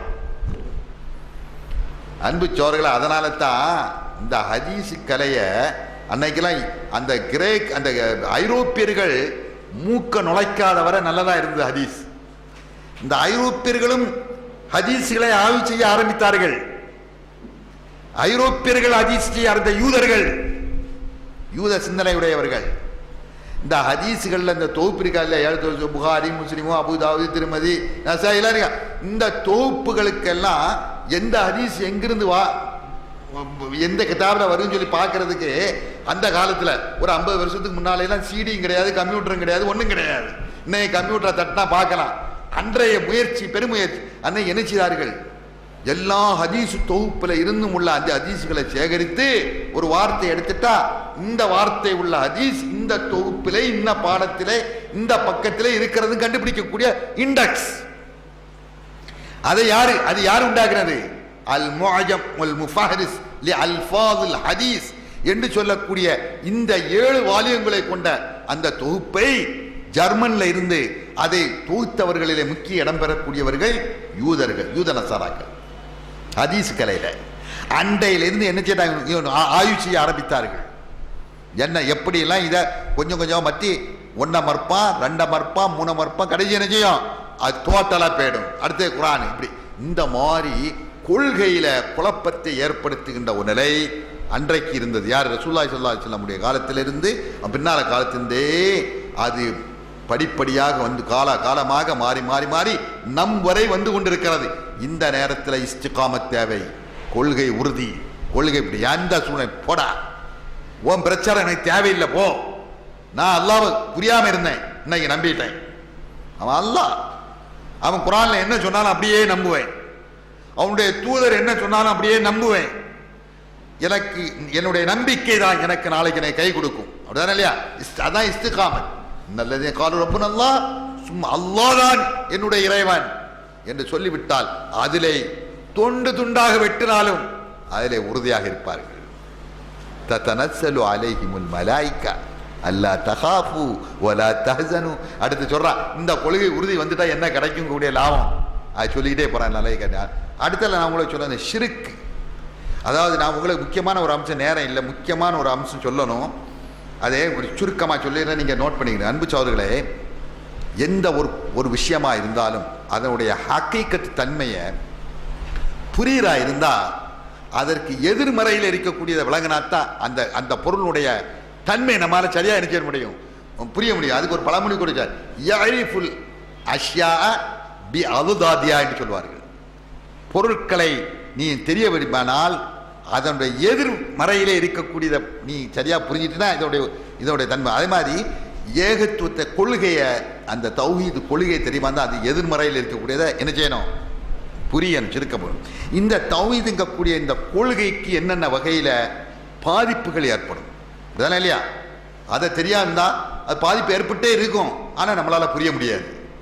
நம்ம கொண்டிருக்கக்கூடிய அல்லாஹ் இறை கோட்பாடு கொள்கை இருக்க இல்லையா, அந்த கொள்கையில பாதிப்பு ஏற்படுது, ஆனா நம்மளால நினைச்ச முடியல, புரிய முடியல. காரணம் என்ன? அந்த கொள்கைக்கு எதிர்மறையிலே இருக்கக்கூடிய விஷயங்கள் என்னென்ன, எதனால் இந்த கொள்கைக்கு பாதிப்பு ஏற்படுகிறது என்பதை நம்ம தெரியாத காரணத்தினால நம்ம கொள்கை நம்மளை அறியாமலேயே பலகீனப்பட்டு கொண்டிருக்கிறது. அதை முதல்ல பலகீனப்பட என்ன சொன்னா, எப்ப இந்த கொள்கைக்கு பாதிப்பு ஏற்படுதுன்னு சொன்னா, மறைவான ஞானம் தனக்கு தெரிகிறது என்று அவன் ஒரு நினைக்கின்ற பொழுது அந்த கொள்கையில் என்ன செய்யுது, அது அல்லாஹ்க்கு மட்டும் உள்ளவல்ல. அப்படின்னா இல்லையா? எனக்கும் தெரியும், அது எனக்கு தெரியும். அது நிறைய நீண்ட தலைப்பு, நீண்ட டாபிக், அது உதாரணங்கள் சொல்லி விளக்க வேண்டியது. சுருக்கமாக நீங்கள் தோண்டி விட்டீங்க. ஒருவன் ஈமானுக்கு பலகீனம் ஏற்படுது எப்போ என்று சொன்னால், கொள்கையில் மறைவான ஞானம். அது இன்னைக்கு அவுலியாக்கள் எங்கக்கூடிய பேரில், மஸ்தானுங்கக்கூடிய பேரில் அதெல்லாம் பாதித்திருக்காரு. ரெண்டாவது அடுத்த என்ன சொன்னிக்கா, அடுத்து கொள்கையில் பாதிப்பு இந்த சூனியம் செய்கிறது, குறி பார்க்கிறது, இதெல்லாம் இல்லை. இது முற்றிலுமாக இஸ்லாம் வெறுக்கிறது. இன்னைக்கு நம்மளை பற்றி தவறான முறையில் நம்ம சூனிய கூட்டம் என்று சொல்கிறாரு. இந்த சூனியம் என்பது அது ஒரு மாபெரும் குற்றம், அதனால ஈமானுக்கு பாதிப்பு ஏற்படுகிறது என்று சொல்லி பிரச்சாரத்தை துவங்கியவர்களே நம்ம தான். இன்னைக்கு அது எதிர்மறையா வேறு மாதிரி பிரச்சாரம் செய்கிறாரு, அதுவும் அதனாலேயும் ஈமானுக்கு பாதிப்பு ஏற்படுகிறது, அது நம்புறாரு. ரெண்டாவது, அல்லாஹ் அல்லாதவர்களுக்கு நேர்ச்சி செய்வது, அல்லாஹ் அல்லாத கபறுகள், தர்காக்கள், சமாதிகளை, இதுகளை கண்ணியப்படுத்தினாலே கண்ணியம், இதனாலேயும் ஈமானுக்கு பாதிப்பு ஏற்படுகிறது. அது மட்டும் இல்லாம நினைவு சின்னங்களை அங்க போய் நினைவு சின்னம் சலிப்ட் அடிக்கிறது, கொடிக்கு சலிப்ட் அடிக்கிறது. இன்னைக்கு தௌஹீதை சொல்லக்கூடியவனே என்ன தௌஹீத் சொல்லிட்டு என்ன செய்யறான், கொடியை பார்த்து சலிப்ட் அடிக்கிறான். ஆனா கொடிக்கு என்ன உயிர் இருக்குதா? நீ கையை கொடி சலிப்ட் அடிச்சு அது என்னவா தெரியுமா? நினைவு சின்னங்களை மதிக்கிறார்கள், மதிக்கிறார்கள் இல்லையா? அதனால ஈமானுக்கு ஆபத்து ஏற்படுகிறது. அது மட்டும் இல்லாம மார்க்கத்துடைய விஷயங்களை கேலியும் கிண்டலும் செய்யறது இல்லையா? மார்க்கத்துடைய அடிப்படையான விஷயங்களை, தாடி வைக்க சொன்னா என்ன வெளியே தாடி வச்சுட்டீங்களா என்ன சொல்லி அப்படி கிண்டல், இந்த மாதிரி சுன்னத்தான விஷயங்கள் மற்ற விஷயங்களை கிண்டல் பண்ணுகிறது. அது மட்டும் இல்ல, அல்லாஹ் அல்லாதவர்களுடைய சட்டங்களுக்கு முக்கியத்துவம் கொடுக்கிறது. நம்மளால செயல்படுத்த முடியாவிட்டாலும் கூட, அல்லாஹ்வுடைய சட்டத்தை செயல்படுத்தாத ஒரு பகுதியாக நாம் இருந்தாலும் கூட, அல்லாஹ்வுடைய சட்டத்தை செயல்படுத்த வேண்டும் என்று அதற்கு வலியுறுத்த வேண்டும், முக்கியத்துவம் கொடுக்க வேண்டும் என்று, அதுக்கு மாற்றமா மற்றவன் சட்டங்க அதுதான் நல்லா இருக்கு, நல்ல சட்டம் அப்படியே இல்லையா? அல்லாஹ் அல்லாதவர்கள் மனித சட்டங்களுக்கு முக்கியத்துவம் கண்ணியம் கொடுப்பது அப்படியே இல்லையா? தனக்கு ஷரியத்து சட்டங்கள் ஏற்றுகின்ற அதிகாரம், ஹலால் ஹராம் என்று சொல்லக்கூடிய அதிகாரம் தமக்கு இருக்கிறது என்று வாதாடுவது. அதாவது இறை நிராகரிப்பான கூட்டங்கள் இருக்கின்ற கட்சி கழகங்கள், அதில் போய் உறுப்பினராக சேர்றது.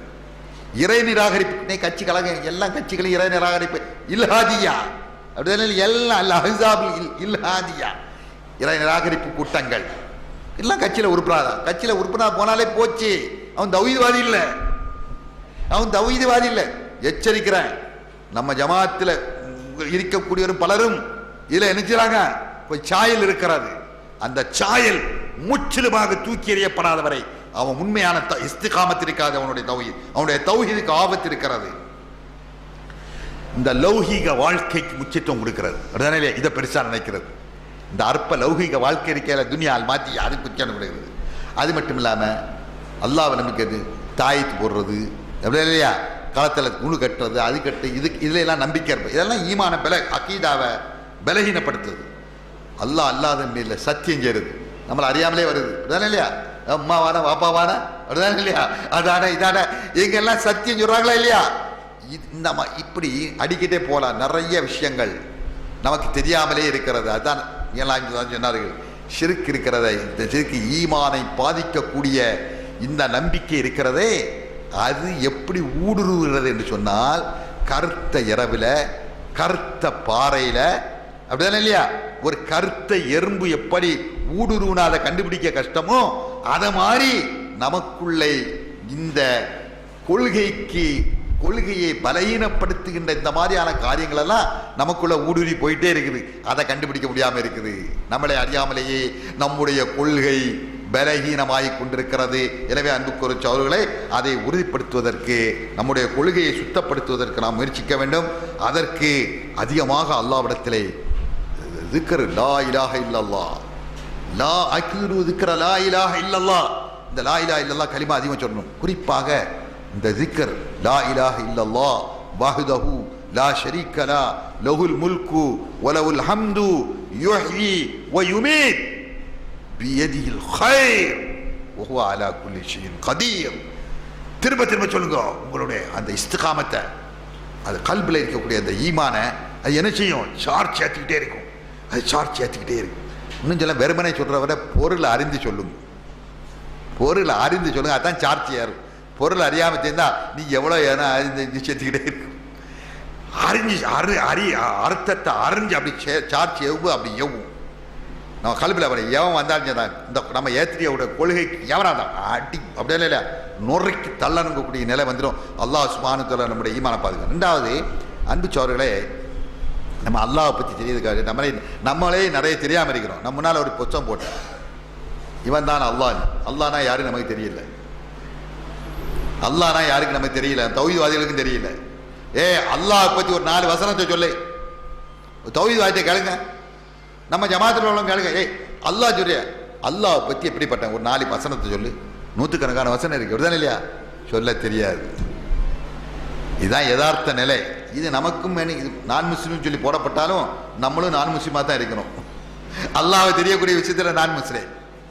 அதனால இந்த புஸ்தகம் இருக்கக்கூடியவர்கள் இல்லாமல் கொஞ்சம் 5-6 புஸ்தகம் இருக்குது, வாங்கிடுங்க, இல்லாதவங்க கேட்டு வாங்கிடுங்க இந்த இது. ரெண்டாவது, நான் உங்களுக்கு ஆரம்பத்தை சொன்ன மாதிரி அன்பு சோர்களே, நம்முடைய ஜெனரேஷன், எதிர்கால ஜெனரேஷன் சந்ததிகள், நம்ம கெட்டு போனோம். நம்ம தாய் தந்தர்கள் நம்மளை பற்றி கவனிக்கல, கொள்கை சொல்லாமல் போட்டாங்க. ஆனால் நம்முடைய சந்ததிகள் நாளை நம்மை பழிக்கக்கூடாது. அந்த சந்ததிகள் சரியான நாளை சுருக்கமாக அவங்களுக்கு தர வேண்டும் என்பதுக்கு ஒரு பாடத்திட்டத்தை போட்டோம். எத்தனை பேர் இதை படிச்சிருக்கீங்க? அன்பு சொல்ல, மிக கஷ்டப்பட்டு இந்த இதில் 6 பாடங்கள் இருக்குது. நீ அதில் முதல் பாடமே கொள்கை பற்றி தான் போட்டிருக்கிறோம். கொள்கை அல்லாஹ் பற்றி தான் போட்டிருக்கிறோம். கொள்கை சுருக்கமாக 5-6 பக்கத்தில் அல்லாஹ்னா யார், அவன் எங்கே இருக்கான், தௌஹீதுனா என்ன, அதனுடைய வகைகள் என்ன, தௌஹீதை பாதிக்கப்படக்கூடிய என்ன, ஷிர்க்குனா என்ன, ஷிர்க்கினுடைய விளைவுகள் என்ன, இவ்வளவு இந்த இதில் ஒரு 5-6 சுருக்கம். ஒவ்வொரு பிள்ளைகளும் அவசியம் வைக்கணும், படிச்சாகணும். படிக்க முடியல, வீட்டில் இருந்து உங்களுக்கு மதரசால போய் படிக்க வாய்ப்பு இல்லாட்டா வீட்டில் வச்சு படிச்சு கொடுங்க தாய்மார்கள். அப்பதான் அந்த குடும்பத்தில் குடும்பம் இனிக்கும். அல் உஸ்ரத்து ஸஈதா, மகிழ்ச்சிகரமான குடும்பம் வரந்தா எரிடா, படிடா, சத்தம் போட்டு படி, பாடமாக்கு, நாளைக்கு சொல்லணும். நீ சுபஹானல்லாஹ், இன்னைக்கு எத்தனை குடும்பங்கள் இருக்கிற கோவை ஜோலி பார்த்துட்டு தவப்பனை பார்த்து கோவை எனக்கு தெரியும் படிக்குது சொல்றானா இல்லையா.